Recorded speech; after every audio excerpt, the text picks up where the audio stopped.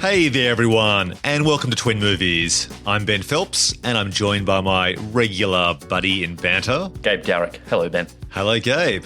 Now, every year, Hollywood releases two movies based on the same idea. So each week we ask the big question, which movie did it better? Now, in these uncertain times, it seems apt to review two classic twin movies about a man on a mission to find his way through a dangerous post-apocalyptic world in order to save others. It's The Road versus The Book of Eli. Let the battle for survival commence. So let's kick off this episode, as we always do, with an overview of these twin movies and a flashback to our first encounter with them. On the 25th of November 2009, The Road was released. Here's its synopsis on IMDb. In a dangerous post-apocalyptic world, an ailing father defends his son as they slowly travel to the sea. So, Gabe, did you originally catch The Road when it was released at the cinema? And what was that experience like? I did see it at the movies. I think I'd very recently read Cormac McCarthy's novel, and I'd obviously seen John Hillcott's previous movie, The Proposition, which is a pretty great Australian Western, I guess. So I was pretty keen to see this. So I popped along to my local Cineplex for a profoundly depressing time at the pictures. I don't actually remember much about it beyond that, to be honest, except being quite excited. Although I remember seeing the trailers before this came out, and it looked like it had been marketed as a much more action-packed, exciting, adventure film. They sort of overloaded the trailers with all the tiny pieces of action that exist in this movie. So I kind of wasn't sure what I was going to get, whether it be something closer to the book or a Dimension Films exploitation release. For those who don't know Dimension Films, that's the genre division of what was once known as Miramax and now the Weinstein Company, run by Harvey Weinstein's brother Bob. And they're famous or infamous for making, pretty A-level production value, B-level exploitation or genre flicks. Would that be a fair way of describing it? Yeah. I mean, they made quite a lot of good movies, Scream and Phantoms. Spy Kids. Spy Kids. Dusk Till Dawn 3. But yeah, so they made this, and I think there was a little bit of controversy at the time as to whether it would hew close to the tone of the novel, or they would put in a role for Charlize Theron, for instance, who didn't exist in the book, just to beef up that part. I don't know, whatever. But what about you? Did you see it at the movies? Yeah, I saw it at the Randwick Ritz Cinema in Sydney, which is that Art Deco cinema. It's a great movie-going experience. I also recall the marketing beforehand was very much trying to pitch an action film. This film had a few stops and starts in relation to its release strategy, which I'll get into in our Hollywood shallow/deep dive. But I do recall it was marketed in one way and had great reviews, but the film I saw, which I really like, we'll get to that, isn't the same film I saw advertised on TV. And so in the audience, there were a lot of people basically expecting Mad Max, and they got something that was much slower, much bleaker, and the audience reaction around me wasn't great. They weren't having a great time at the pictures, as you'd say. No. Had you read the book? No, I hadn't, but Cormac McCarthy was on my mind a lot because I think it was started 2008 when the Coen Brothers adaptation, No Country for Old Men, won the Oscar. So he was the hot so right now guy at that point in terms of being the author to adapt into award-winning prestige movies. And I recall at the time you pitching to me a really, really dark scene involving a baby, which was planted in my brain when I went to see the film. And subsequently, I've heard that John Hillcoat took that scene out. I'll get to that scene later on. But it was seen to be even too dark for John Hillcoat. And that's a director who actually really, is happy to sort of show some pretty dark parts of humanity. So I hadn't read the book. I went in cold. I knew it was going to be a drama, but the rest of the audience around me had no idea. And man, oh man, were they surprised. Yeah, it feels like one of those movies, where people, there's this thing called like Cinema Score or whatever in the US where they sort of rate an audience's reaction to a film after seeing it. And, there's the dreaded F score. I think, what's that Andrew Dominic film that Brad Pitt plays the hitman in? Killing Them Softly. Yeah, like that got a F cinema score. And, this certainly feels like one of those movies where it would get a very low score because, like you say, people would go in with a real expectation of post-apocalyptic hijinks, maybe something closer to our other film, Book of Eli, and instead get, a series of depressing vignettes about how horrible it would be to live in a world with no sun, no animals, and all the trees are dead. Yeah, the reality versus the movie version of that, which brings me to later on the 15th of January 2010, the Book of Eli was released. And here's its synopsis on the Internet Movie Database. A post-apocalyptic tale in which a lone man fights his way across America in order to protect a sacred book that holds the secrets to saving mankind. So, Gabe, talk me through when, where, and how you first watched The Book of Eli.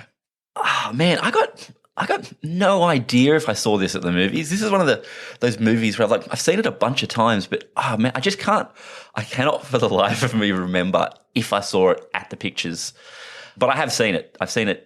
Of course, I have seen it. Yeah, in fact, it's just as well I have seen it. It's a relatively enjoyable movie, so it's one of those easy films to just kind of chuck on in the background. I'm just afraid. I just don't know. Do you have a indelible memory of seeing this at the movies? No, I only recall the poster. I recall the poster being everywhere on bus shelters, on the sides of buses, and that was actually more memorable to me than the actual movie itself. And I actually thought this film would be something like one of our favourite films, The Equalizer, which came subsequently in years to come. But that's the sort of film it was pitched at in terms of the promotional material. And I guess that's the film we got. I was a little skeptical because of the religious overtones. It made me anxious at the time. And even now when I rewatch it, it alludes to The Postman, Kevin Costner's apocalyptic movie. And that film, much like Waterworld, has been derided over the years. Yeah, that religious overtone, which we'll get to in the review now, makes me slightly uncomfortable. But let's just start with our quick history lesson. Before we jump in to review these films, let's find out how we got here. The Road, as you mentioned, Gabe, is based on the book of the same name by Cormac McCarthy. The book was actually published in 2006, and the director of The Road, John Hillcoat, actually got a copy of it. For those listeners who aren't in the film or TV industry, what's been very normal in the last 20 years is that publishers shop around a story, a book, a magazine article in some cases, which will be published in the future, but they know it's going to be popular and something worthwhile to adapt into a film or TV series.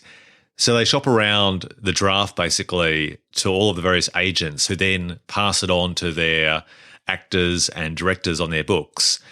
And so there's often an opportunity where the rights will be bought to adapt that story before the book even hits the shelf. And sometimes they even are so far advanced in pre-production on the movie, you'll actually have a book jacket at the bookshop which actually says, to be a movie soon featuring Charlize Theron. Now a major motion picture or something. Exactly. So John Hillcoat got a hold of this, loved it. He was approached by the producers because they'd seen his earlier film, which you mentioned, Gabe, The Proposition, which is a bleak Australian Western shot on a low to medium budget in one of the most barren places in Australia. So you'd immediately see how the producer would watch The Proposition and see very much a similar filmmaking style and the way that he could handle this post-apocalyptic world in terms of its harshness, its sparseness. Then the film sort of rolled on from there. They approached Viggo Mortensen. He was reluctant at the start. He was going to take a 2-year break from filmmaking. He agreed to star in this film and subsequently had a break from filmmaking. And that's how he got to this film. I mentioned earlier the troubles with distribution, but we'll save that. Why don't I just jump quickly to The Book of Eli? Now, here's something that surprised me, Gabe. I had no idea about this. Mm-hmm. Do you know the screenwriter Gary Whitta? No, I mean, not personally. I think I follow him on Twitter. Yeah, so do I. So do I. I actually know him more from Twitter than his screenwriting credits. So I was actually surprised. Gary Whitta is the screenwriter behind Rogue One, which was one of the Star Wars prequel movies that came out a few years ago and was actually really well received, both by fans and by critics. And Gary Whitta has a background as a writer of video games. It's interesting because there have been a lot of similarities drawn between the game series Fallout and Book of Eli. And this was one of his first screenwriting Hollywood credits outside games. And so he came up with this story himself. He was both concept and writer, and quite unusually in Hollywood was the only writer. And once they brought on Denzel, then obviously, surprise, surprise, the whole thing unfolded quickly after that.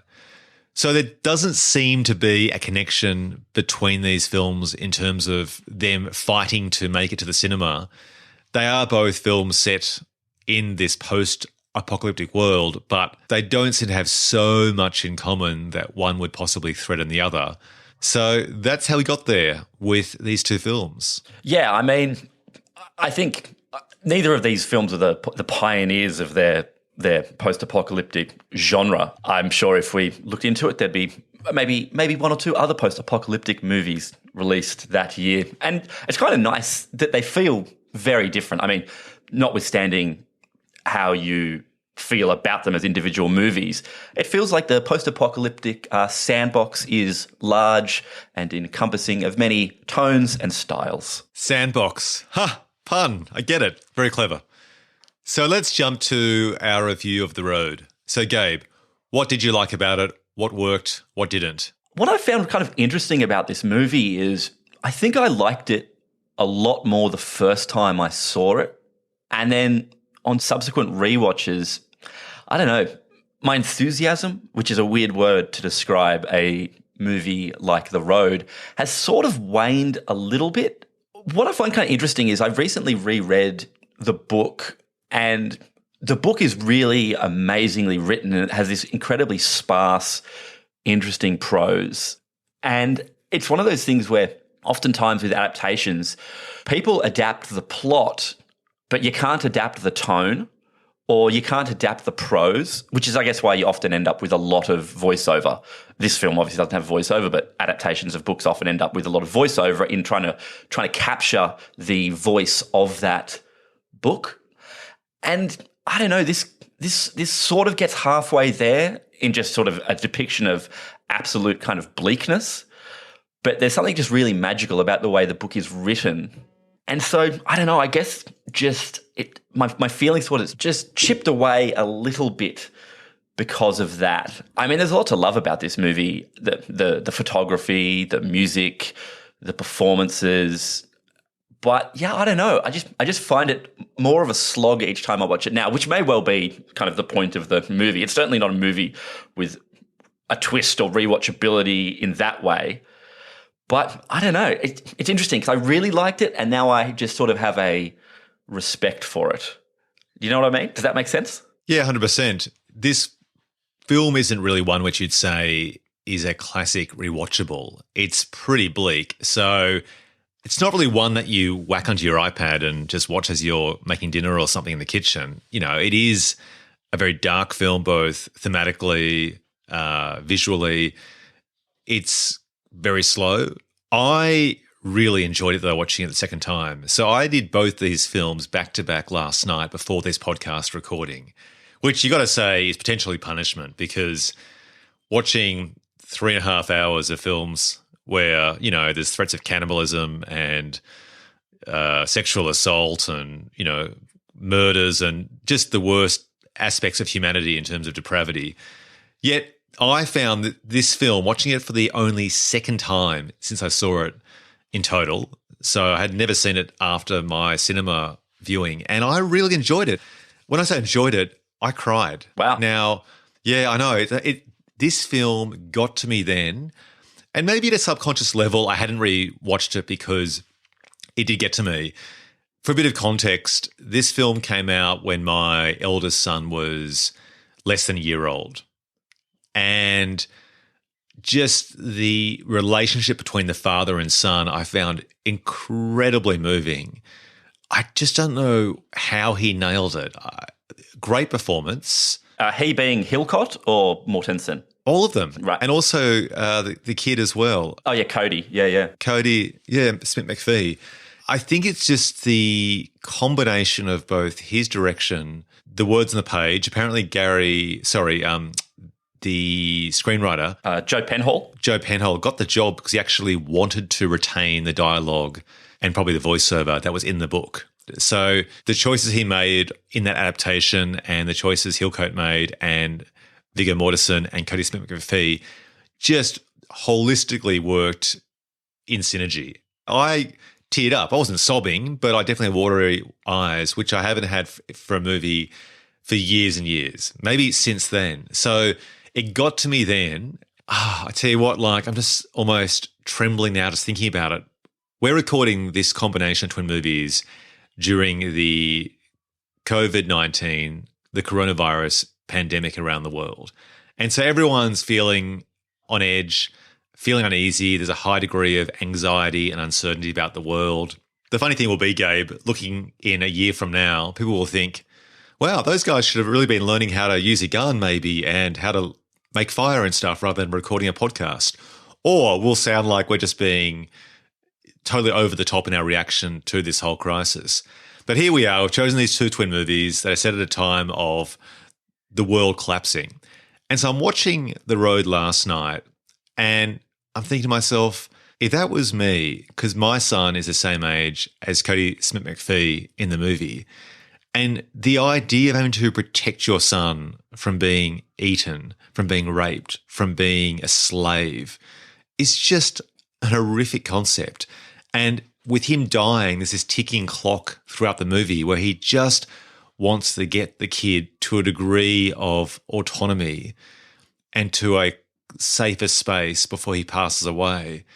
It just breaks my heart. Just thinking about it now as I reflect on my viewing last night, it's a tragic idea because there is no win. That's what makes this film so bleak, is that their victory every day is a tiny bit of food and not dying, and maybe moving forward slightly across the land with no idea, though, that where they're going to will actually be better.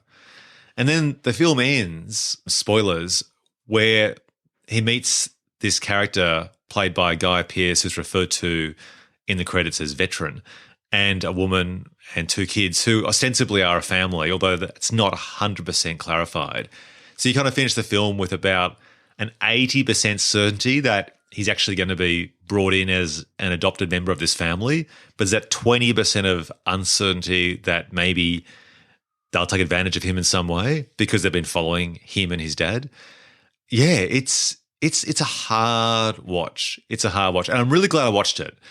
But I woke up this morning before this podcast recording and I thought, you know what? This sounds cliche. This sounds corny, but I actually want to just seize the day and be present, because if our world goes to shit, and that's highly unlikely based on the nature of this pandemic, but if it does, I want to cherish what I've got. And looking at that future possibility, which we've seen in many movies before, The Road just gives you the version which I guess we've seen most recently in The Walking Dead, which is the worst parts of humans coming out. The people that are bashing each other and pulling out flick knives over toilet paper, which concerns me. Yeah, it's interesting. I mean, the film really gives you no sense of there being a future for this world. You know, Book of Eli has the brainiacs on Alcatraz who are collecting things to sort of having a chance to some form of restarting society or some sort of hope. But yeah, the road is kind of relentless in its grimness. You imagine even if he grows up, you know, what's your sort of life expectancy anyway? That great scene where they find the can of Coca-Cola and that sort of moment for them where they can, have something from the old world that doesn't exist anymore, and it's just one can of Coca-Cola. Or when Robert Duvall eats the can of corn. He eats the corn real fast. It's real delicious. But Ben, actually, just want to jump back to something you said. You said something to the effect of, we're here podcasting when we should be preparing for the apocalypse. You can do both at once, man. You know, I'm sharpening stakes for my punji stick trap right as we talk. Actually, that's a relief. I felt bad because if you're hearing these slight clings of tin inspired by Mad Max 2, The Road Warrior, I'm actually stacking dog food cans here beside me.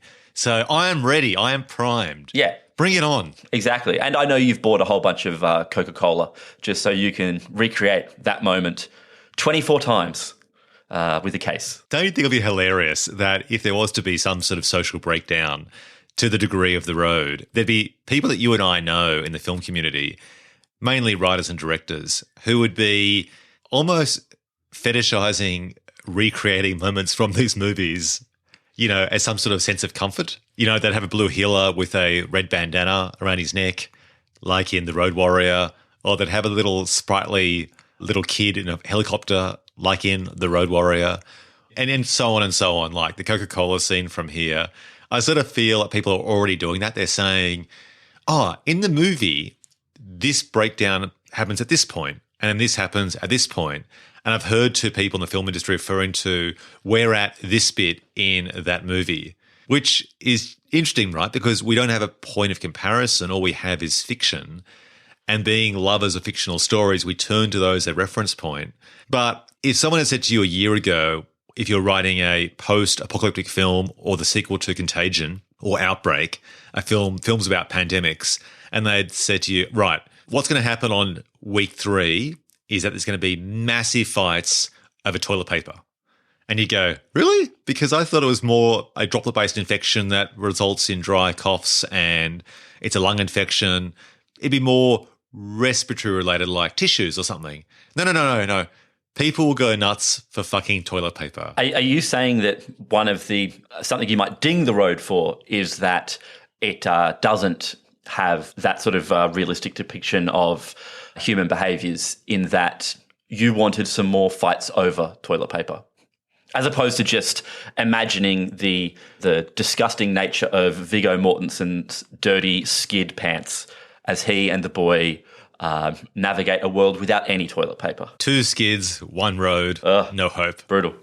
No, the funny thing is that I watched The Road 11 years ago and I watched it again last night. And to me, it is a realistic depiction of where humanity goes in a moment like this, because I do have hope for humanity, but I also feel the worst side of them comes out.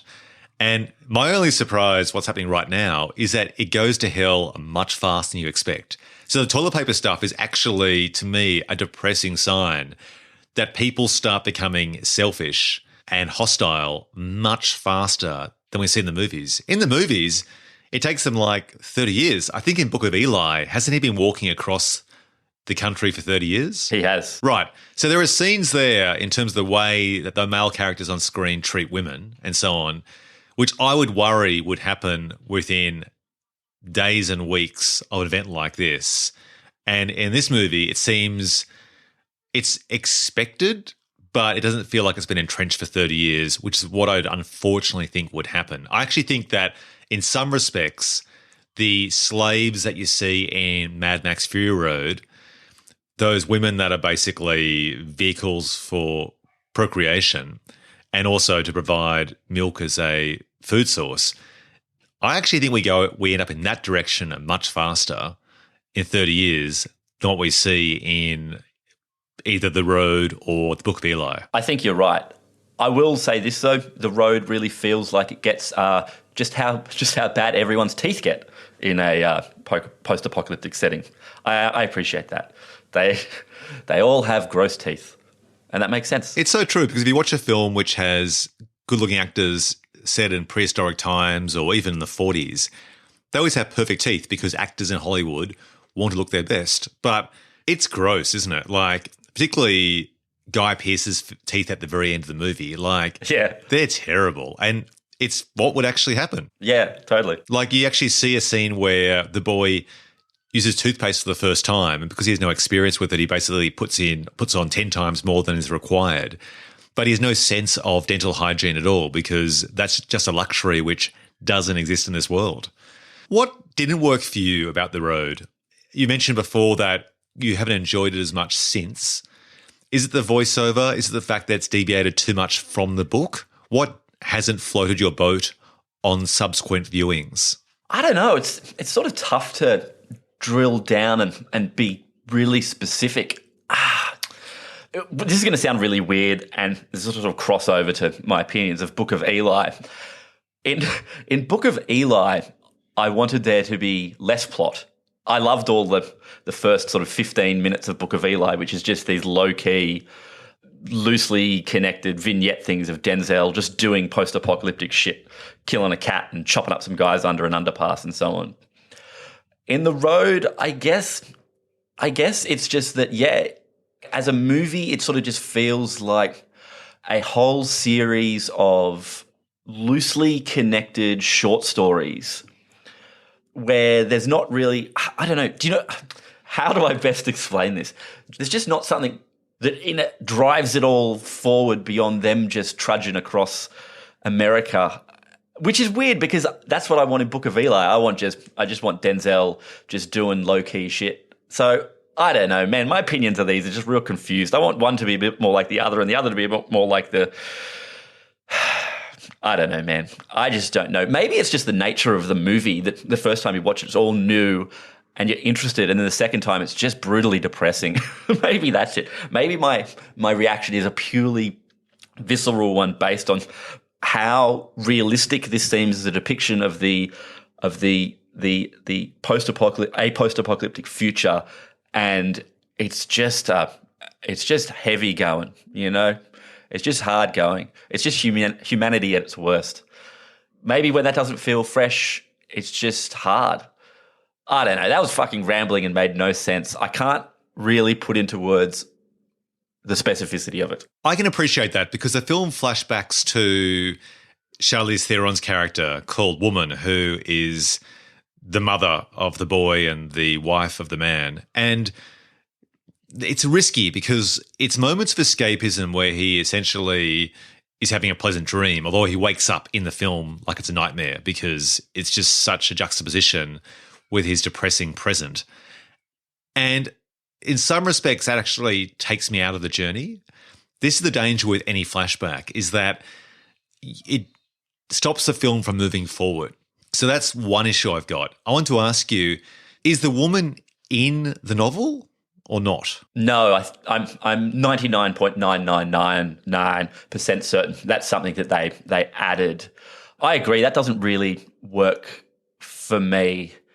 And I'm not quite sure what the point of it is. I mean... I've got a theory. Yeah, okay, hit me. I think it's a case of, A, adding just a female character to the story in an otherwise male-dominated story. Fair. I know it seems funny when so many movies like The Gentleman or Lock, Stock and Two Smoking Barrels, but lots of movies have just male characters.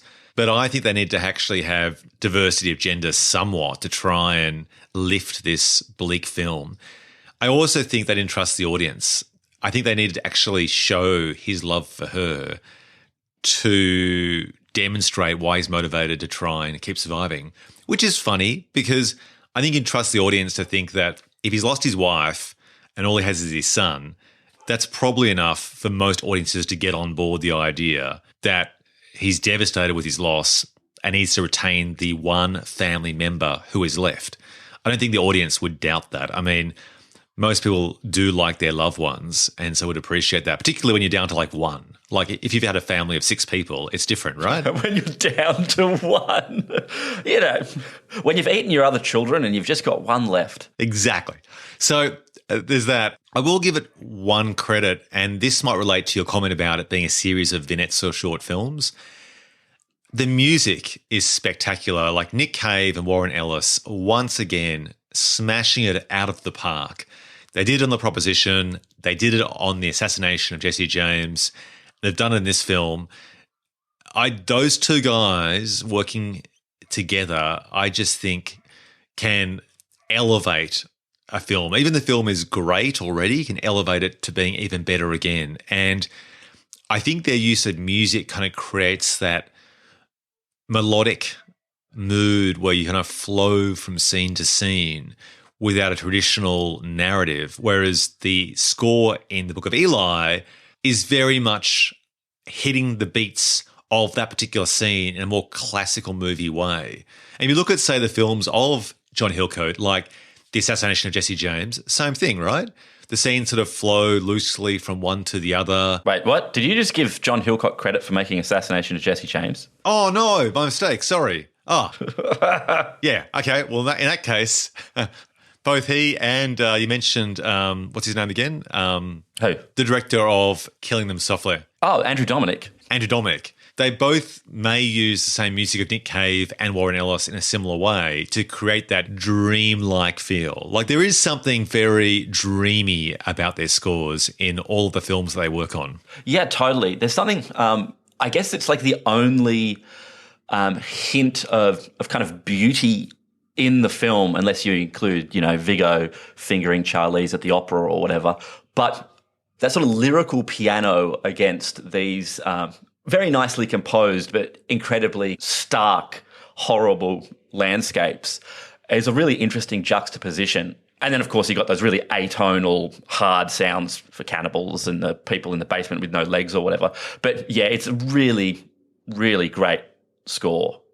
Maybe not Jesse James good, but pretty damn good. I can't believe before we end this review, you've dropped the line, Viggo fingering Charlize at the opera. I don't even know if it was the opera. I'm pretty sure that The Atlantic or New York Times would have had that same quote in their review. But good to you. Well, there's a whole swathe of people out there who that might be the thing that pushes them over the line to seeing this movie. Perhaps they're opera fans or fingering fans or Viggo fans or Charlize fans. Who knows? Although it's definitely not the opera. Maybe it's like a school recital. I don't know.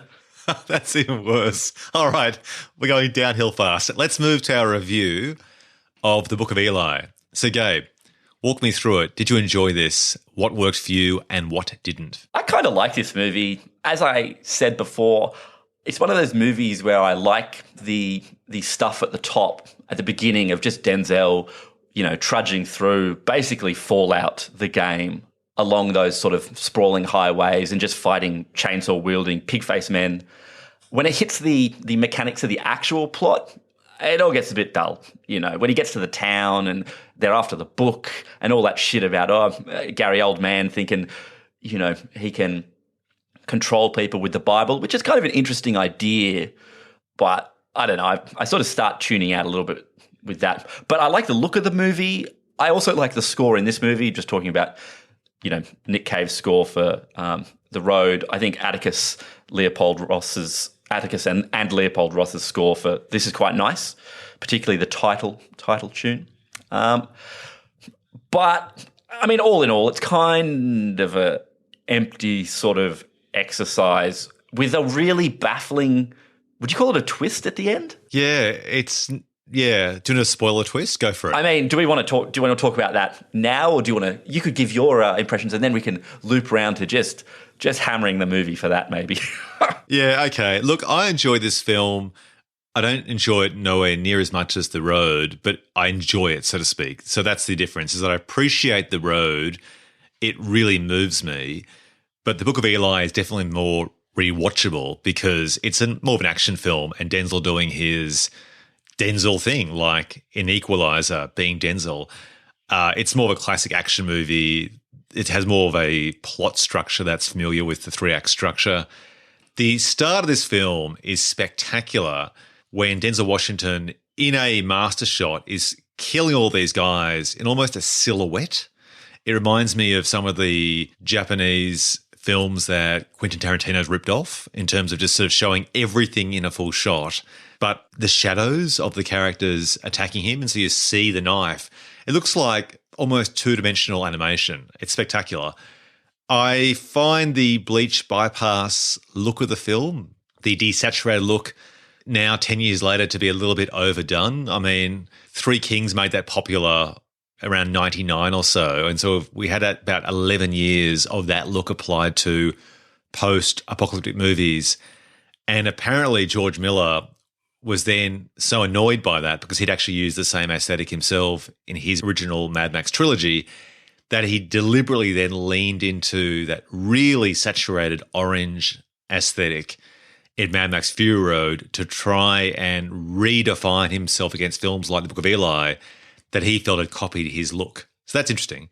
I think Denzel's great. He always is. He's just got so much presence, doesn't he? I mean... Oh, he's awesome. He's fantastic. You'd watch him do anything. Yeah. I mean, they say, you could watch some actors read the phone book, and he is certainly one of those. Like, he's got so much incredible presence on screen, which is always important whenever you're a leading man. But in this film, it's particularly important because he's meant to basically be the savior. He's a Jesus-like figure delivering a message. So it's like Jesus version 2. And he does feel that he is protected by the hand of God. And yeah, sure, he uses massive violence, commits murder many times, but it's all about the greater good. I always find it a bit uncomfortable, like I mentioned earlier, when these stories lean so hard into religious overtones. That's because I'm an atheist, so it's not my bag, but it works enough in this film. I'd say it's a very American idea of Christianity, which is, freedom and belief is forged in violence. For me, I find the character or the performance by Mila Kunis to be the most annoying thing. I just find her a little bit screechy, and she doesn't look like she's been out there, like she was born into this world, which apparently has been around for at least 30 years. Her teeth are perfect. Her skin is perfect. You mentioned the teeth before of the characters in The Road. She looks like she was dropped from Hollywood Boulevard onto the set of this film, and it just doesn't work. They could have chosen an actor who would still be very attractive, but with more creases in her face. Someone looks like they lived a very hard life. I mean, she's been essentially pimped out by Gary Oldman's character as a prostitute. She can't be basically benefiting from the best dentistry or nutrition. And she kind of has this delivery in her dialogue which sounds just very of the time, 2010. It doesn't sound like someone who has been raised in a world where her mother is a prisoner to Gary Oldman's character. She doesn't seem cautious enough, scared enough, doubtful enough about the good in humanity. She seems too earnest. She looks too sheltered when in reality she's had a very unsheltered life. So that performance by her didn't work for me, and I would love to see another character. And apparently they were going to cast Kirsten Stewart in this role, which I'm not saying is necessarily a better character, but as an actor, she brings more edge and attitude to her performances comparatively to Mila Kunis, and I would have preferred to see someone with a bit more of a rebellious and surly streak in that role. Yeah, it's interesting. There's a moment late in the movie where Mila Kunis has left the town of, what's the town called? It's got one of those movie names. Yeah. I forget, like Proposition or New Redemption or some shit like that. Anyway, she's left the town and she stumbles upon a woman, attached to a shopping cart, and it's obviously a trap, and we know it's a trap because we've seen a very similar scene earlier in the film. And I suppose it's supposed to show Mila Kunis's character's naivety, in the outside world. She has no idea how it operates, but it's like, I don't believe that there'll be any sheltering from anything in this universe. In a town where, you've been probably forcibly prostituted, where you have all these drifters and blow-ins and who are just murdering people out on the highways, it's not like they're living in a dome. I agree. It just doesn't kind of make sense. I think at one point Denzel locks her inside and says, the world out there is much worse than you think it is. And it's like, I just don't believe that she doesn't know that. Yeah, I think the problem actually is her age. Had she been a character who's aged 12, she still would have seen a lot, but she would have seen less. And a character of the age of Cody Smith-McPhee, who plays the boy in The Road, would have been actually a better age for the Book of Eli. Because in this film, they actually don't have a romantic relationship. So you could have conceivably cast a young girl, so pre-teenager, and she could have basically seen Denzel Washington as a substitute father figure. And that would have made more sense in terms of naivety. And in some ways, those scenes where she's attacked, it could have been even more threatening. You wouldn't have had to spend too much time on those scenes, but you'd get the idea that she's not safe in any capacity at all. That worked better, because if she's working in that bar, she comes in and she's been pushed in as a prostitute to try to have sex with Denzel Washington's character. She's obviously been asked to do that many times before. How can you work behind the bar and not in that particular bar in this particular town and not see the worst of humanity in that experience. Like, she would see stories, she would witness murders. In some respects, I think she, as a character, would have been actually closer to that woman you mentioned before who's used as bait to try and trap people. I actually thought she'd be someone like that. That'd make more sense. Someone who basically has been either enslaved mentally or physically by Oldman's character, but only hangs around because if she leaves, she knows that Oldman will kill her mum out of revenge to punish her. But she'd be someone who looks and acts more like that. She'd be fearful. She'd have Stockholm Syndrome. Yeah. And then at the end, the movie sort of makes it so as that she is the new Denzel wandering the earth to spread the good word. And it's like, as a transformation, I don't know if I buy it. Yeah, exactly.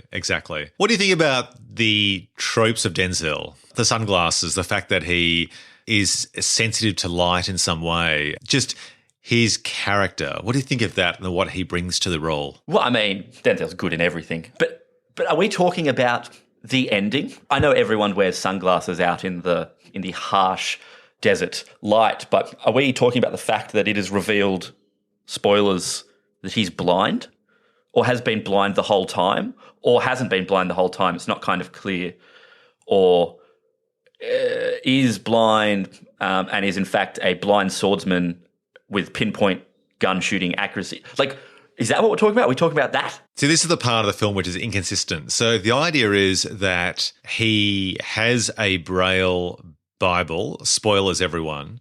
So the spoiler is essentially he loses the Bible, which is basically something that Oldman's character, the villain, wants to weaponize to use to empower himself. And when Oldman finally gets a Bible, in this case, Eli's Bible, he discovers it's in Braille, which he can't read.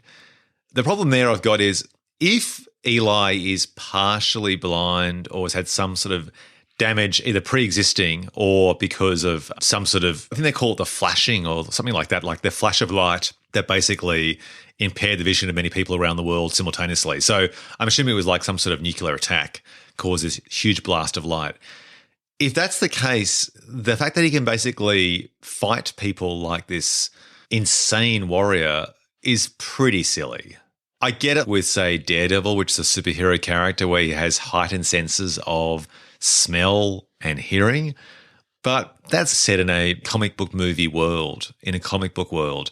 This is meant to be more naturalistic. Don't you think it's that thing, though, where because it's I don't know, it's not really a twist, is it? But because it's a reveal later, it makes you think back through the whole movie and just kind of go, what? Really? Whereas if he was just blind from the get-go, you'd buy it a lot more. Do you know what I mean? Like Zatoichi, the blind swordsman, that, Japanese movie about the blind samurai or Ronin or whatever, they're up front about it. He's blind. And you're like, fuck yeah, he's a badass motherfucker. He's blind and he's going to chop people up. Whereas this, when they make that a reveal, you just kind of flash back through the movie and go, wait, how is he so good at shooting? How is he so good at chopping people's heads off? And even then, it's not kind of clear because his eyes are all cloudy at the end, but they weren't earlier. But they put in a whole bunch of things where he's kind of like, bumping into desks by accident or smelling hijackers or whatever. It's just kind of unclear. And weirdly, reading on the internet, there's a whole bunch of theories and stuff which do not help for any kind of clarity with this. And it just feels like an odd choice. I think Eli in the Bible was blind. But even that thing that you said, like he's sort of divinely protected, there's that sequence where Ray Stevenson, playing Gary Oldman's number one goon, fires at him and the bullet misses and he sort of stares at him and his gun and then later lets him go because there's this sense that perhaps Denzel is protected from up on high. And I don't know, it just sort of gives him boring plot armor. Yeah, that whole moment you're mentioning now, there's a very clear moment where Denzel ostensibly stares at, what's his name, Stevenson? Ray Stevenson. Yeah, and he stares back. And that makes sense in that moment. But if you subsequently find out that Denzel is blind, it doesn't make any sense at all. Yeah, who's he staring at? Who's he staring at? Like, they're meant to be sharing a look, a gaze. That's the entire point of that scene. If you then go, oh, he's actually blind, well, then how do you have that visual transaction? No, it doesn't work. Yeah. And clearly he would have just fallen off a highway overpass at some point. Like, he'd just break his ankles stepping into a pothole. No matter how much it would be a full-time job for God just protecting this one schnook. 100%. Let's do our combined review and jump to notable similarities, coincidence or ripoff. I'll kick it off. They both have in common cannibalism, which makes sense in a world in which there's less food. You've got the bleach bypass, desaturated visual look I mentioned earlier of the Book of Eli. How would you describe the visual aesthetic of The Road? It's quite similar, isn't it? I mean, it's less high contrast, but it's very desaturated. Visually, I think these are very different movies. You know, Book of Eli uses a lot of those flat, long lens shots where people are made to look kind of two-dimensional on the horizon, and the sun, not the sun, the sky, which looks like it's just a lot of sky replacement has been dropped in the back behind them. You know, I think although they're both set within the sort of post-apocalyptic sandbox, as I said earlier, they do still feel very, very different. You know, like even just their attitudes towards cannibalism. In The Road, it's very kind of stark and horrible. You know, they stumble upon the people with their kind of legs cut off in the basement. Whereas in Book of Eli, it's kind of jocular. You know, like the character's played by Michael Gambon, and whomst plays his wife. I'm not sure. Him and her, you know, they're cannibals, but it's kind of played for laughs. I'm not saying that's wrong. I think cannibalism in the post-apocalypse could be very funny. But, you know, they're definitely sort of diametrically opposed in terms of their tones. Yeah, I agree. I mean, that reflects the fact that despite being a film set in a post-apocalyptic world, the Book of Eli is definitely a sanitized version of that. The scene where you mentioned the elderly couple who are cannibals, I mean, there's never any real sense that our two characters, Mila Kunis and Denzel Washington, are actually going to find themselves, you know, on their dinner plates that night.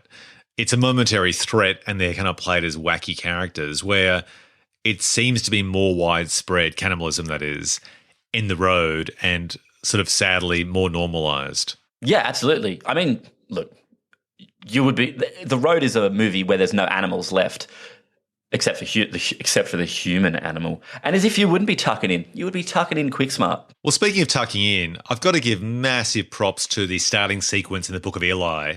That scene is fantastic, where, to describe it to the audience who haven't seen the film for a while, it's basically a scene of this mangy shaved cat, which is actually a breed of cat, but it's that disgusting type of cat that I think Dr. Evil had. Hey, they're not disgusting. They're great. I love those hairless cats. Yeah, this is gross. Most people would agree that hairless cats are gross.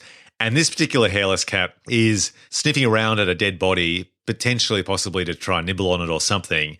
And then we see in a hazmat suit, revealed to be Denzel Washington shortly afterwards, this guy pulling this huge bow and arrow in a crossbow style orientation and then fires it. The arrow flies through the air, very much with that Matrix-esque bullet time effect in slow motion, with the camera spinning around the very sharpy point of the arrow, and then bang, straight through the abdomen of the cat. It's a cool sequence, and it sets up the stakes of this guy is so hungry. Not only will he eat a cat, he'll eat a hairless cat. And also, he's obviously in a world where cats are actually a food source. That's how bad these things are. So, you know, it's a very Hollywood style of both filmmaking and also introduction to the character. But I really liked it. Like, it sets up, this is the type of film. This is not The Road. This is not a, you know, grounded, naturalistic version of the apocalypse. This is the Denzel version. Yeah, that's right. That's why he cuts off so many heads, something I appreciate. The number of decapitations in this movie is high, and I like that. Excellent. Now tell me, which film has aged better? I think in this current climate, both films are aging quite well. Given that we can't know what the post-apocalypse would be like, I think both of them have aged quite well in their various depictions of said end times. You know, perhaps, like you said earlier, The Road, in that it's just sort of unrelenting, grim view of humanity, probably feels closer to a truth, rather than the expectation that someone will come and save us. Yeah, I agree with that. The only thing that really stands out to me in the Book of Eli is the depiction of the iPod, which is pretty important in terms of being his point of escapism, to listen to music, which takes him back 30 years. But in that film, it's kind of played as an antique. Like, it's something which he would have had from the time in which this film was made, around the early 2010s. And it's his personal savior to get him by. In terms of just general practical stuff, the CGI stands up. The filmmaking styles generally stand up. The film doesn't feel dated by its aesthetic or its tone.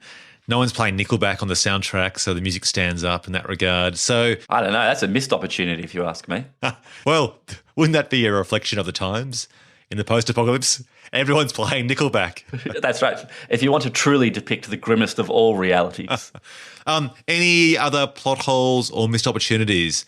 What could the filmmakers have done better with the high concept of either of these films? Interesting. I don't know. What do you think? Was there anything that you felt was missing from either of them? No, I think they walked the line quite well. Let's start with The Road. I liked the ending of The Road in that, by having the veteran played by Guy Pearce and the family at the end, because they're a family unit, seemingly so, then it's enough to make you think that kid will probably be okay, and the film has a bleak but happy ending. Whereas had it been just an old creepy man by himself, you'd fear for the life of the boy. So I think they walk that balance quite well at the end. We mentioned in the Book of Eli the potential plot hole or the inconsistency with the reveal that Eli's actually blind. Yep, if you go through the film on a second or third viewing knowing that, and I'd actually forgotten that. I'd actually forgotten that he was blind. So I was watching this film again with a fresh set of eyes, in which case I didn't notice that. Watching it again, I'd like to kind of reinterrogate those scenes to see how they stand up. But yeah, more or less, I think both films hold together. The only other thing you could have done, I think, with the Book of Eli is added a bit more complexity with perhaps Gary Oldman's character in terms of what his backstory was.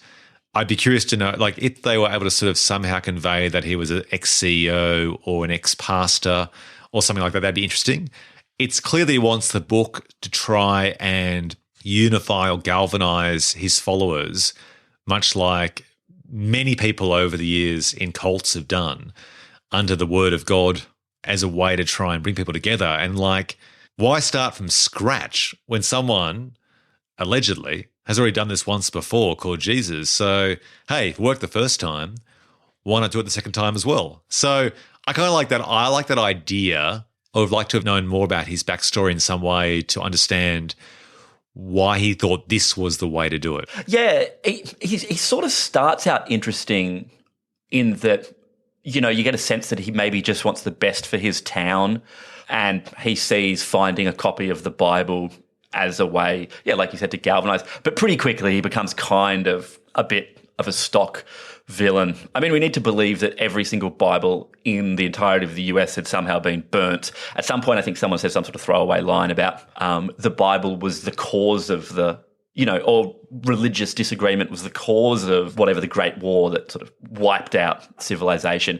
But fuck, man, just go find a copy of, L. Ron Hubbard book or something. Like, just find any old bullshit and use that. It doesn't matter. Actually, now that you mention that, that's a great idea. I would have liked to have seen them amplify that concept that it was religion that tore everyone apart, and in some people's eyes, there'll be religion that brings them together. That's really interesting. I would have liked to have seen that film teased out more than it actually was. Yeah. All right. Why don't we jump to our trivia? What do you say? Let's do it. All right. Let's start with The Road. This is so Viggo Mortensen. Get this. He would actually sleep in his clothes and deliberately starve himself, which makes sense because he's always been very method in that way. And at one point, he was thrown out of a shop in Pittsburgh because they thought he was homeless, which just sounds so classically Viggo Mortensen. Yeah, totally. I mean, I think you and I have joked about our opinion of actors doing method, but in this case, I'll allow it. Well, speaking of more method, apparently Viggo Mortensen and Cody Smith-McPhee reportedly bonding by eating crickets to help them get into character. So there you go. Gross. Apparently another thing that happened was that Coke scene you mentioned earlier where Viggo Mortensen's character gives the boy a can of Coke, his first can of Coke, from a vending machine. That was actually filmed several times because, in this world where companies are so protective of their image, the director, John Hillcoat, was fearful that Coca-Cola would say no. So they filmed the scene multiple times with different Coke brands. But in the end, it took a telephone call directly from Viggo Mortensen to the president of Coca-Cola, which secured permission to use the can of Coke in the film, just like the novel. There you go. So what did they also shoot that scene with, like apple Fanta? Yeah, or Mountain Dew. Ooh, fuck yeah. That'd be awesome. The other interesting thing is that this film was made around the time of Hurricane Katrina. So a lot of the visual style of the film was based on that. And they actually filmed a lot of locations which had been destroyed by Katrina. So they got the benefit of the tax breaks to make the film more efficiently, more cheaply. But they're also able to incorporate a lot of destruction that had already gone through. And apparently a lot of crew working on the film had also been victims of Katrina as well. So apparently the mood on set was very somber because people sort of identified with a future version of what had just happened recently in their present. Yeah, right.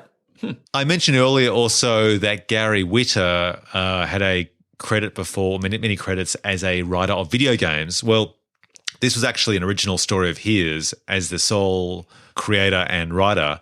And apparently the screenplay was featured in the 2007 Blacklist, which is a competition in the US essentially where various executives around the town identify the best unmade screenplays that exist. And this was one of the most liked unmade scripts of the year.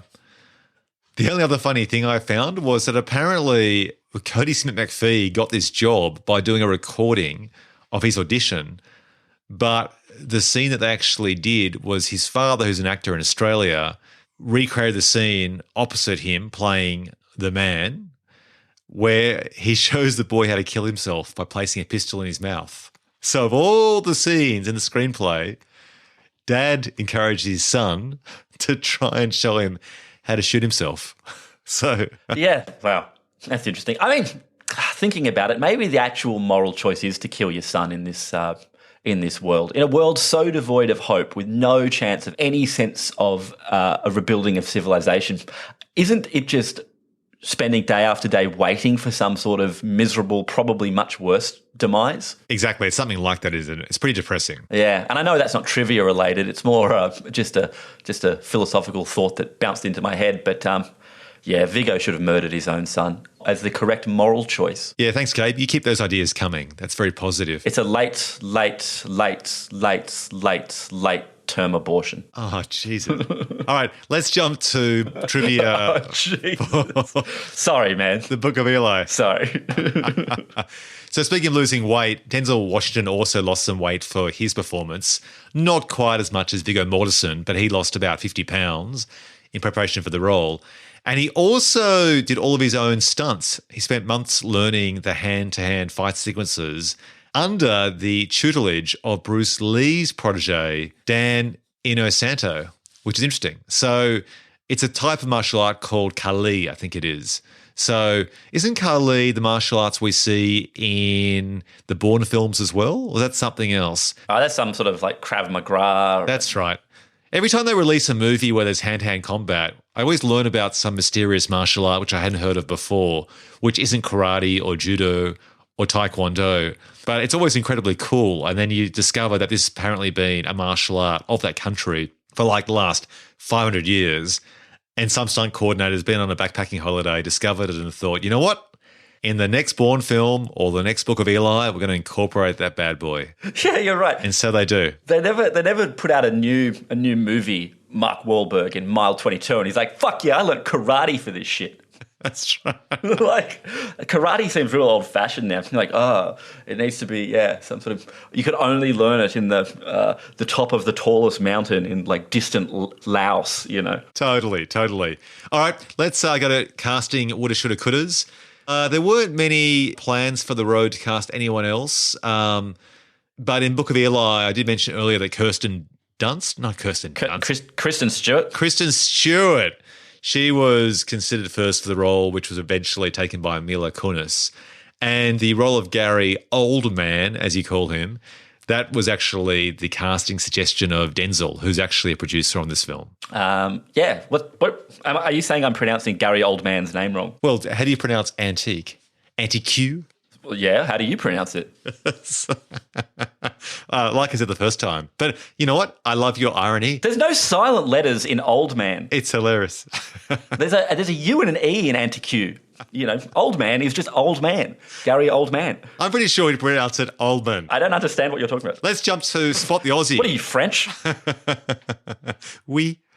All right, Spot the Aussie. So The Road. Look, it speaks for itself, right? But kick it off. Which Aussies appeared in The Road? Well, you obviously have Cody Smith-McPhee. And Guy Pearce at the very end. And Guy Pearce at the very end. Did you spot any of Book of Eli? No, did you? No, I did not. All right, punching forward. So marketing methodology, madness, and missteps.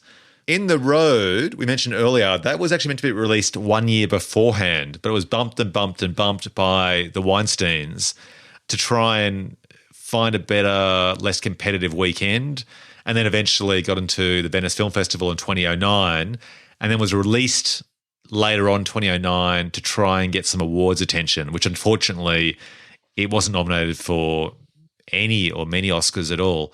But it basically wasn't embraced. I suspect the Weinsteins didn't think it'd be a particularly financially successful film, and as it transpired, they were right. So that brings me to the box office. Have a guess, Gabe. Let's go through the box office. Which movie was the box office champ? Well, I feel pretty safe in guessing that The Book of Eli was the champ. Yeah, that's right. So The Road was made for $25 million and made $8 million in America plus another 19.5 internationally for a grand total of $27.5 million. So $27.5 million off a $25 million budget, knowing that you've got to basically make 3 times your budget at the box office to break even, says it all. The Road didn't do well. Though that being said, for a movie that cost $25 million, it looks pretty great. Like, it looks much more expensive than that. Yeah, I agree. And I think it was cheaper because they made it with tax credits, but also they filmed the locations that had been destroyed by Hurricane Katrina, which then minimized computer-generated effects. So right. I think that made it a little bit cheaper. They were shooting on location, which can be expensive, but the location looked pretty desolate and destroyed, which helped them out. Now, jumping to The Book of Eli, it was made for $80 million. It made $94.5 million in the US, plus $62 million internationally, for a grand total of $157 million off an $80 million budget. So kind of in the same ballpark that most of Denzel's films cost and make. He's not as popular as he used to be. We're living in a world increasingly so, which is about existing forms of intellectual property like DC and Marvel superheroes. And his films tend to be those films that attract people like you and I and our dads. Ha. Well, look, the longer Denzel stays away from appearing in, some Marvel or DC movie, the better, I say. I actually think he said words to that effect in interviews. So he's quite happy, like Tom Cruise, sticking to non-superhero stories. All right, let's jump to then the critics. So have a guess. I don't know. This is my feeling is that The Road probably got pretty good reviews, but I don't know. Maybe not. Maybe not. So maybe I'm going to guess equal. They were equally reviewed, middle of the road. Okay, it may surprise you or not that The Road has 73% with a tomato score of fresh, and The Book of Eli has 47% by critics. Now, interestingly enough, audiences for The Road, 68% versus 64% for The Book of Eli. So I'm surprised by that. I would have thought that The Book of Eli would be much, much higher with fans, and I'm not surprised that critics didn't like it. But apparently, the grimness of The Road was more popular. Surprise, surprise. Yeah, right. Wow. All right. It's time, baby. It's time. Let's start with the awards. Are you ready, Gabe? Are you primed? Are you pumped? Let's do it. Pumped. Woo. Yeah. Okay. Best title, The Road versus The Book of Eli. I'm going to give it to The Road. Because it says what it is on the tin? Well, Ben, funny you bring that up because, that is a constant thing I like to needle you with, but it doesn't really, though, does it? It should be called Man and Boy Trudge Across Country in Post-Apocalyptic Setting. Yeah, nice. I like the book of... Yeah, thank you. I like the Book of Eli because it's a nice play on how we talk about other books in the Bible. So it is that same expression, but just replaces the name of an apostle with Eli's name. Very clever. Okay, I would have called it Doomsday Decapitator. I would have called it Apocalyptic Martial Arts. Sweet. I'd see that movie. Or Blind Justice. Just call it Denzel fuck shit up in the post-apocalypse. Call it the sequel, or would you call it the prequel to The Equalizer?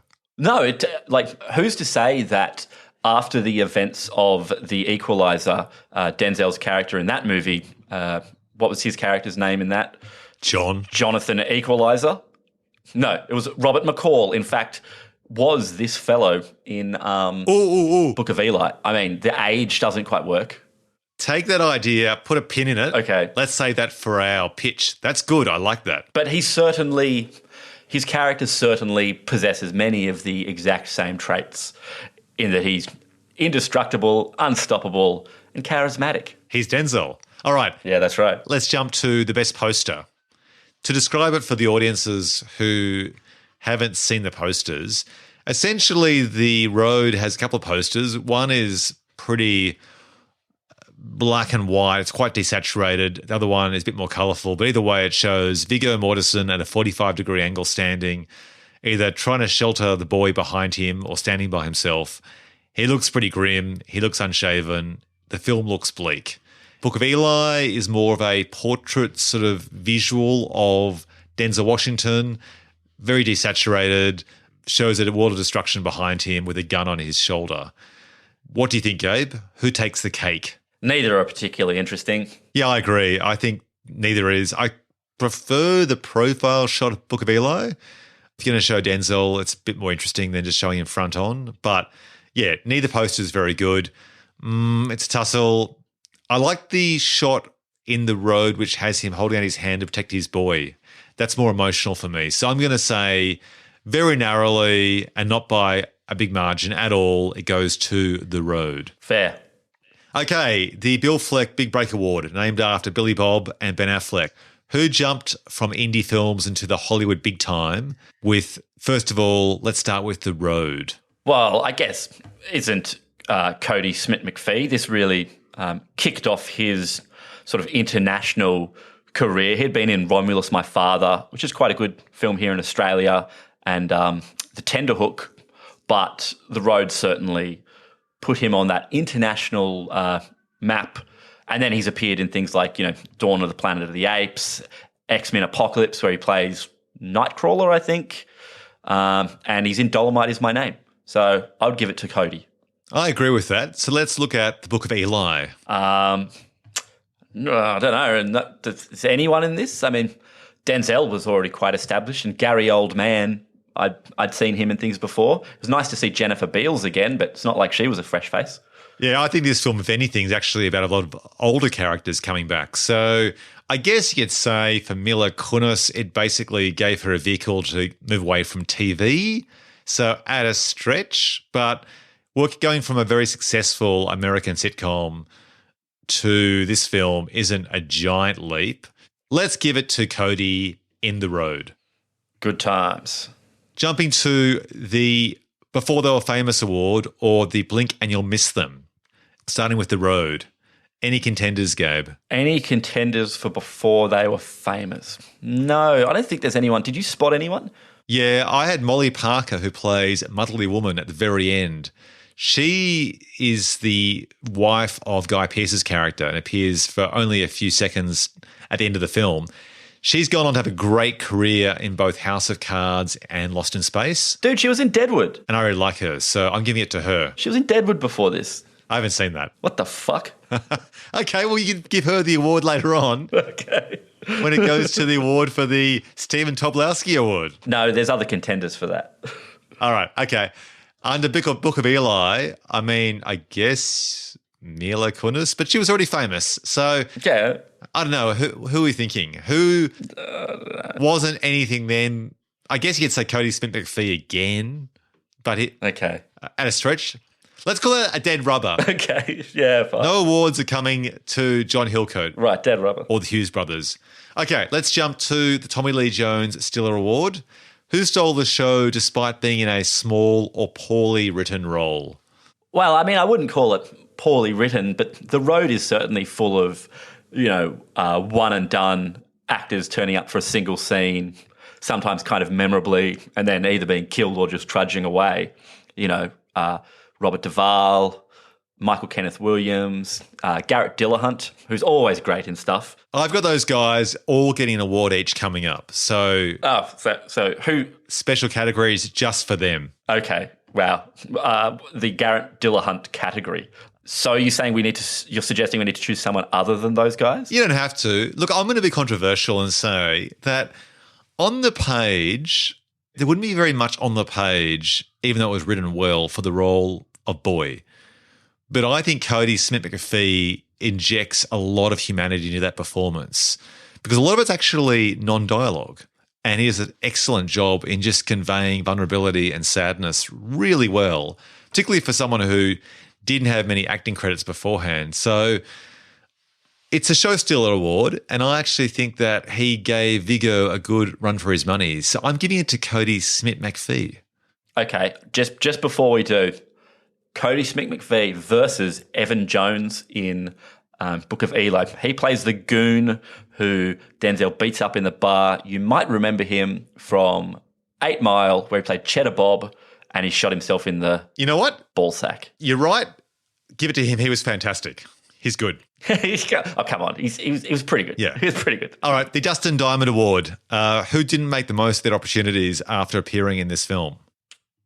You got anyone? Yeah. What do you think? I've got the directors from the Book of Eli, the Hughes brothers. The Hughes brothers? Yeah. They haven't done enough. This was an $80 million film with Denzel Washington. And if you look at IMDb, they haven't kicked on with enough decent credits with this film under their belts.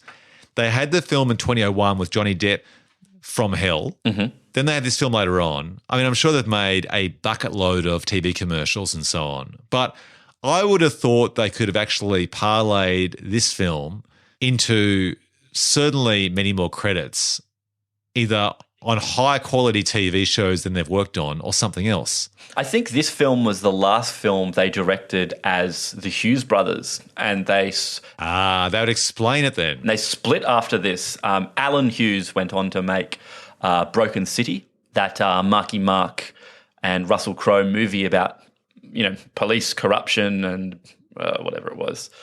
Did you ever see that one? No. And Albert Hughes has done some TV stuff. But I don't know the circumstances, if it was acrimonious brotherly split or not. But there you go. All right. So I'm giving it to the Hughes brothers then, unfortunately for them. Fair. All right. The Winner Chicken Dinner Award.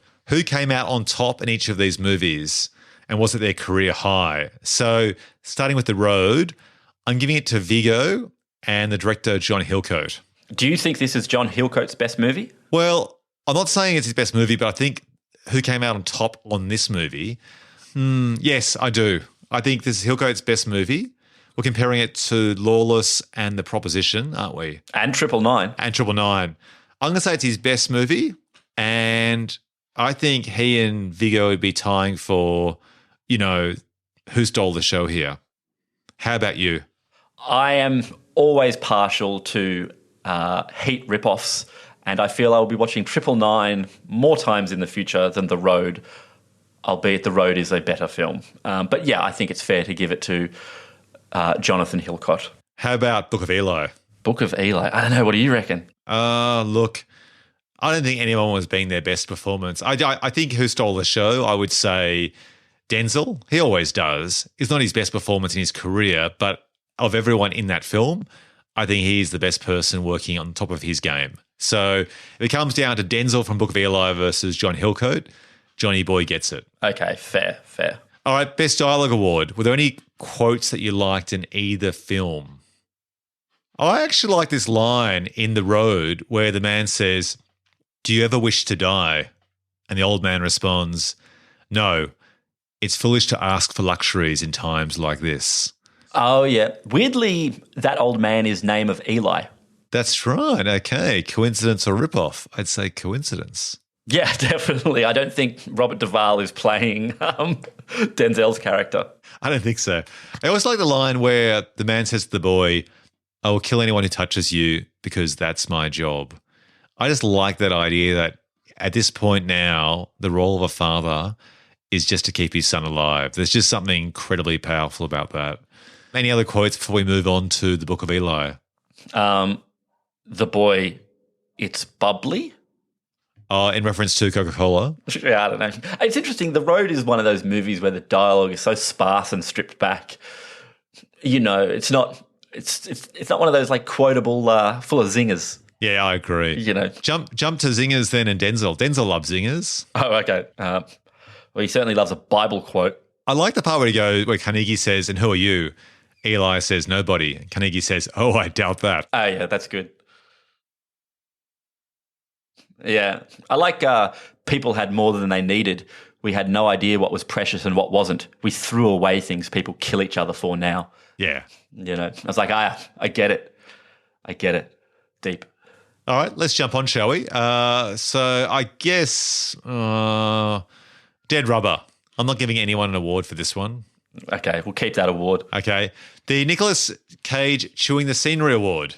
I'm going to go with Charlize Theron from The Road. Really? That's an interesting choice. Yeah. I thought if you could possibly overdo playing distant, I thought she did. I just didn't buy her. Like, she was too distant in some of these scenes, and I didn't buy the final sequence at the end, spoiler, where she ostensibly walks out into the night cold and, you know, dies either by suicide or is taken by someone. I just didn't work for me on screen. So, but I don't think to give Charlize a little bit of credit, I think that's much more to do with just like all she has to play in every single scene is some sort of like postpartum depression or just malaise. Ennui. One of those. Ennui. And you know, just having the occasional shot of her every 15 minutes or just check in with old Sadsack here, particularly when we know the ending to her story and that she's not traveling with them. Okay, well, how's this? The next award is the Taking a Paycheck Award. So I reckon she gets the paycheck for The Road. Okay. But going back to the Nicolas Cage Chewing the Scenery Award, how about Gary Oldman in The Book of Eli? I would have liked more scenery chewing. Really? Oh, yeah, it's not enough. Given that he gave one of the greatest scenery chewing performances of all time. In The Professional. No, True Romance. Oh, yeah. No. Yeah, that's right. So many. The bar for Gary Oldman is set so high for the level of scenery chewing that I want, because he's one of those actors who can do it. Man, like he could do it, and he could do it in such a way where I'm there for it. But I'm kind of disappointed that he didn't hit it harder. All right, I think the guy that your mate from the bar, who's the guy has his head smashed in, he must be surely on the list because he's acting pretty big. Okay. So what's his name? Evan Jones. But Michael Gambon and Francis de la Tour as George and Martha. I mean, they turn up and chew the scenery as a pair of elderly cannibals. Yeah. In fact, okay, they can get it. Her particularly. Okay, done. She gets the award. All right. Now, jumping back to Taking a Paycheck Award, I had Charlize in The Road and Tom Waits in The Book of Eli. What do you mean? Come on. I love it when Tom Waits turns up in movies. Tommy's after some cash. It's fine if he got paid. Cash money. Yeah, that's true. He didn't really have anything to do whatsoever. He just running a little shop there. That's why he's taking a paycheck. Okay. Because he wasn't there for the artistic challenge. He was just getting some green, baby. Yeah, fair enough. All right. I'm actually going to give it to Charlize overall because she's an Oscar winner. She could have chosen many roles, and I'm pretty sure the Weinsteins just said, here's a few $1 million for a few days' work. Come on. Okay. Look pretty. Okay. So I'm going to give it to Charlize. All right, jumping to the Stephen Tobolowsky Award. It's the Hey, It's That Guy. So for The Road, I had Michael Kenneth Williams. Okay, yep. He's definitely, hey, it's that guy. Omar. How about you? I mean, The Road's pretty good for it, right? Michael Kenneth Williams, Garrett Dillahunt. As we said, I would say it's a toss-up between those guys. You know who Robert Duvall is. You remember him from The Godfather or some other movie he was in. But Garrett Dillahunt, you're like, where have I seen this guy? Who's this guy? I've got Garrett Dillahunt down for the Delroy Lindo Award for great actors who aren't cast often enough. Okay. So I'm saving him for that award. So you're saying you want to give this to Michael K. Williams? Yeah. How about you? Okay, well, let's give it to Michael K. Williams playing the character of Thief. And who's he up against from the Book of Eli? What about Ray Stevenson? Oh, yeah? Okay. I would say in that case, Michael wins because he's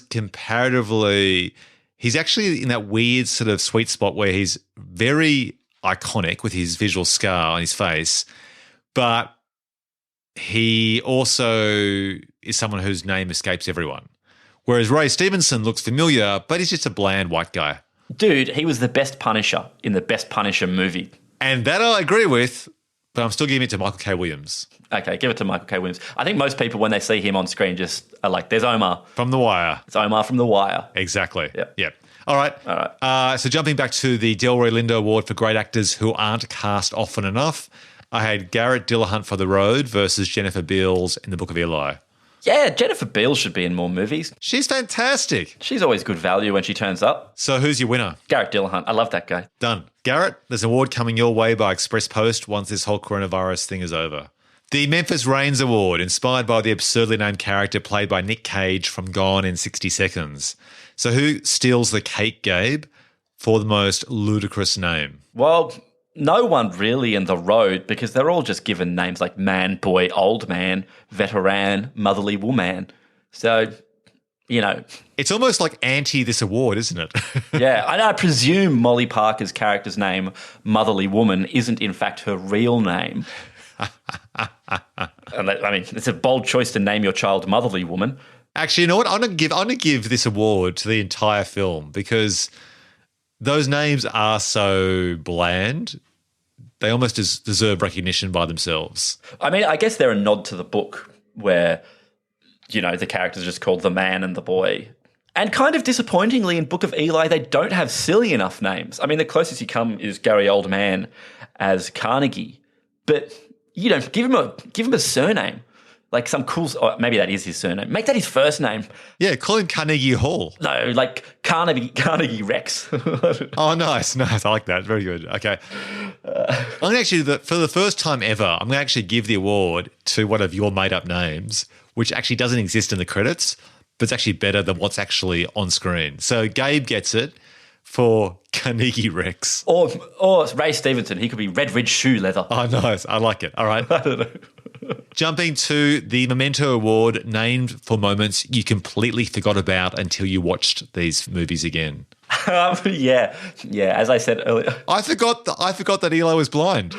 Did you? Yeah. That's the bit that I always watch it. I'm like looking for them clues, like putting this shit together, like I'm bloody like trying to figure it out. Like, what were they thinking with this stuff? Yeah, that's got to take the cake, though, right? Yeah, I think so. Okay. Now, the Die Hard Award, named after the influence of Die Hard, inspiring a subgenre of an everyday hero who's up against a group of baddies in a single location, like Under Siege. So if imitation is the ultimate flattery, did either of these movies leave a legacy by inspiring a crop of clones, or are they themselves just clones? I mean, they certainly didn't invent the genre.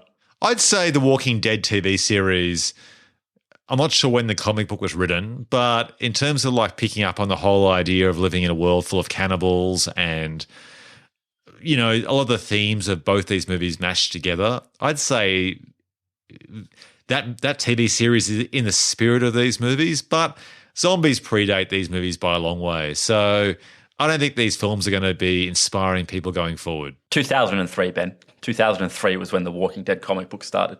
Exactly. So they're ripping off The Walking Dead. Well, perhaps. But if you look at the list of the number of post-apocalyptic movies going all the way back to, 1950s There's at least 5 of them. So I would say these are not trailblazers in that regard. All right. Well, maybe we should blaze a trail because it's come to that time of the podcast. The Milking the Speed Cow Dry Award, named after the infamous sequel Speed 2, which took the high stakes of a runaway bus in a crowded city and relocated it to a sluggish cruise ship. So let's imagine this, Gabe. Mm-hmm. Let's say there's an opportunity to make a sequel to The Road or The Book of Eli. Some big Hollywood producers come to us and said, right, is there a possibility we can make a movie, a sequel, about a man on a mission to find his way through a dangerous post-apocalyptic world in order to save others? Gabe, we need some cash. We need some coin. The movie industry has crumbled after the coronavirus, but this whole idea of films about zombies or the apocalypse or pandemics are also hot right now. Let's go. Let's do it. Which film do we make a sequel to, and what's our pitch to make it? Well, how do both movies end? The Book of Eli sort of ends with a sequel idea in mind, with Mila Kunis being the new Denzel. Do we want to do that? Maybe not. So we've lost our lead characters to death, spoiler, for both these films. We've lost Viggo Mortensen in The Road. We've lost Denzel Washington in The Book of Eli. So we've got Cody Smith-McPhee, who, from a Hollywood agent perspective, he's made a few of those X-Men films. So, he's still hot right now. He could potentially carry it. But Mila Kunis is comparatively more famous from all of her rom-coms and so on. So she could actually hold the fire for a sequel in Book of Eli. Look, it comes down to this. The Road didn't make much coin. It only made about $27 million, whereas The Book of Eli made $157 million, and Mila Kunis is more famous. Okay. But I'm thinking it's got to be The Book of Eli. But just for 1 second, Ben, I just got a little pitch for you. What about, though, if we were like, The Road has a certain level of name recognition, but it was just a real downer. Is there a way to course correct this series, the Road series, and maybe lighten the mood a little bit? I like it. So we'd basically take the credibility, the Venice Film Festival rubber stamp of The Road, and then do a sequel which is set in that world, which basically could be any post-apocalyptic world, and recast new characters that don't necessarily even have to encounter Cody Smith-McPhee, and either do a Netflix TV series or a standalone movie with more hijinks? Yeah, like maybe things, just... More kung fu? Yeah, totally. Things like The Road 2, things are getting better. The Road 2, still long. Yeah, that's right. Okay. No, I think you're right, though. I think you're right. It probably does not have the name recognition necessary for a whole raft of DTV sequels. And hey, we're not even in the DTV business, man. We're in the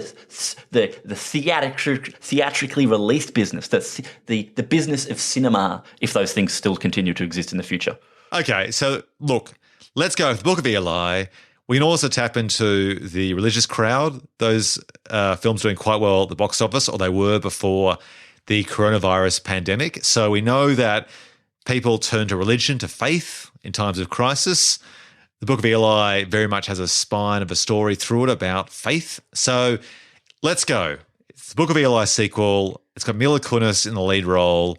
What's it about? Well, do we have to have her in the lead role? Could it not be that we pick up 10 years later on Alcatraz and those smart guy scientists who are there realise that they only have half the book and they got to go out and find the other half, some bullshit like that, and then we can just sort of soft reboot with a new protagonist.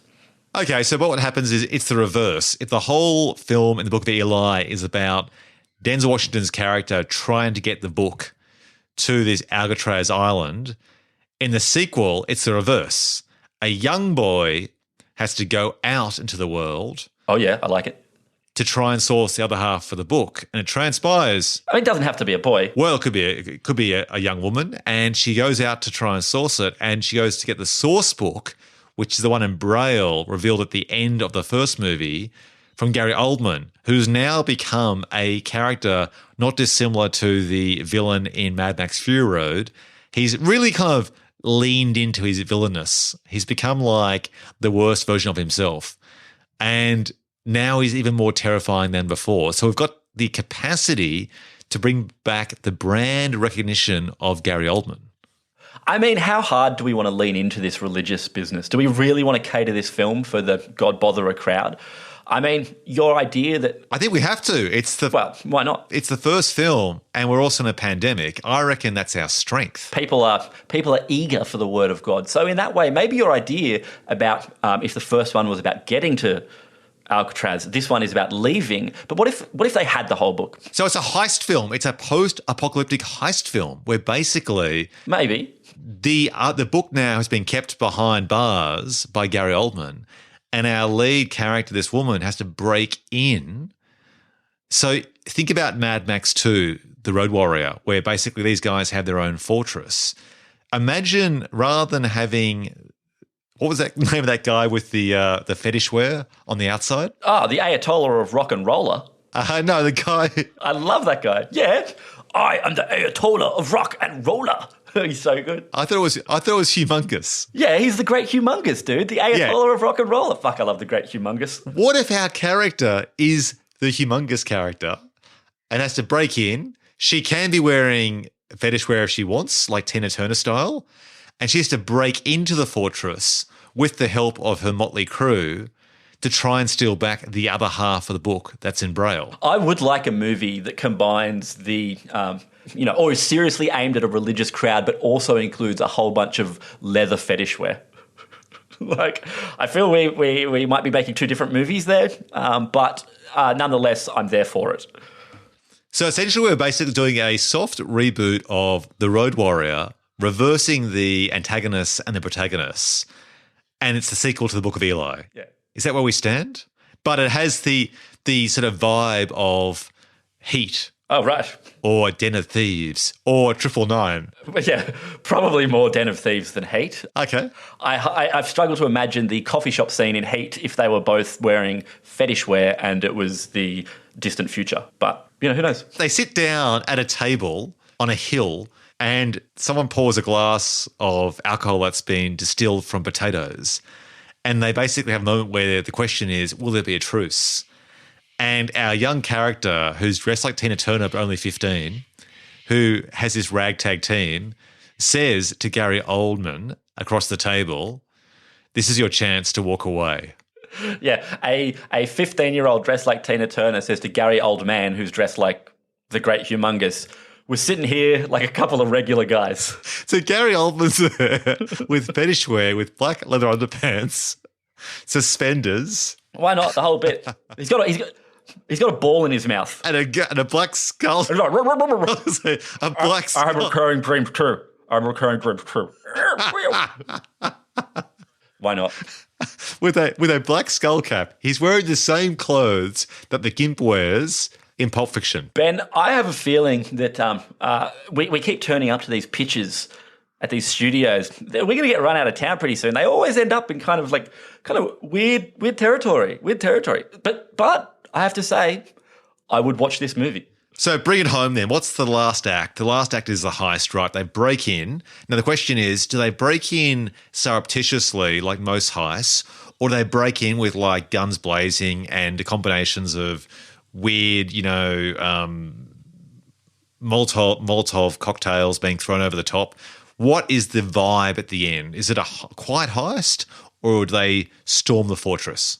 Oh, surely it's got to be a quiet heist, right? Yeah, that makes our film different to most post-apocalyptic movies where it's just guns blazing. This one's where they sneak in, and then is there a twist? Does she get the book in the end or not? Well, what about if they've realised that, in fact, Gary Oldman from the first movie was right, that this is a powerful weapon, and the twist is that she destroys the very last Bible in a plot twist that will clearly infuriate our target audience, but in fact reveal that this movie was for those leather daddies all along. So she stands basically on top of a hill at the end, and rather than holding two tablets like Moses, she essentially declares to the crowd below her as she's holding a flame on a stick below the Bible. She says, this is what tore us apart. It can bring us together but could also make the worst of us. And then she burns it. And then she says, also, I'm deaf. Oh, that's like a twist on the blind part from the first movie. Yeah, just why not? Right. Just throw it in there. It doesn't really matter. Just throws it in there. Whatever. So are there any superheroes? Because we talked about how Daredevil, for example, could be Daredevil is basically the inspiration behind Denzel Washington's character in the Book of Eli. Is there like a character with a hearing impairment that exists in the Marvel DC world that's basically analogous for our character? Is there a deaf superhero? Yeah. That's a good question. Because that could basically be the template for our character. She's got super eyesight capacity. So in the desert, for example, she's able to sort of fire a bow and arrow, at long distances without seeing the mirage. That's her expertise. So she's like the complementary character to Denzel Washington from the first film, but it's her sight that's her strength, not her hearing. Yeah, why not? Why not? All right, so let's bring this home. What is the title of our sequel? Is it just called The Book of Julie? Yeah, I mean, we could make a whole bunch of these, really. You just call them the book of whomever, the book of Steve. All right. Okay, so let's wrap it up. This is the Book of Rihanna. Yep. And that, Gabe, is how we make a sequel to the Denzel Washington post-apocalyptic Hollywood movie, The Book of Eli. The Book of Rihanna, shoe leather. I love it. All right, that brings us into the show. Now we have some exciting news. A new sound editor joins us today. It's Sam. Sam's a friend of the show and us boys, and we're thrilled to have him on board to make us sound more articulate and funnier than we actually are. How good is that, Gabe? I mean, it's pretty awesome, and I'm pretty sure he, in Pro Tools, has a slider that says funniness, and he just has to dial that up, and it'll improve all of our jokes. Wouldn't he just leave it turned up the entire time? No, you have to modulate this. You don't want people to think we're too good. True, yeah. I mean, that's a problem that we've always had in our lives anyway. You need to try and have to appreciate the peaks. That's right. You need to actually have the troughs as well. Yes. All right, Gabe. Yes. Speaking of troughs and peaks, where can listeners find more of your work and musings this week? They can get right down to the bottom of that trough, right into the gutter there on Twitter at Gabe Dowrick. Excellent. And I'm Ben Phelps at Ben Phelps on Twitter and Instagram and youtube.com/Ben Phelps. You can also find all of my podcasts, including Twin Movies, in the usual places like Apple Podcasts, Spotify, and Google Podcasts, which is now a new app on iPhones. Thanks for listening, folks, and we hope you enjoyed the show.